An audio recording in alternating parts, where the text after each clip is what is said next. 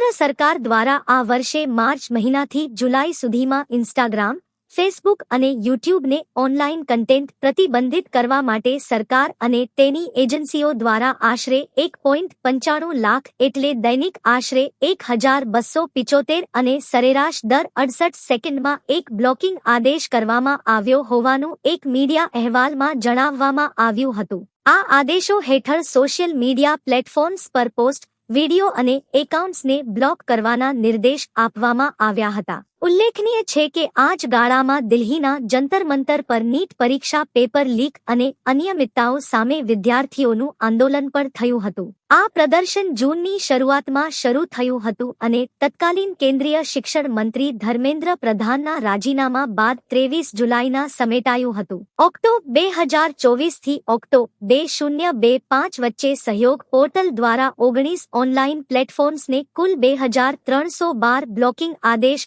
આપવામાં આવ્યા હતા, જે દૈનિક સરેરાશ આશરે 6 જેટલા થાય છે.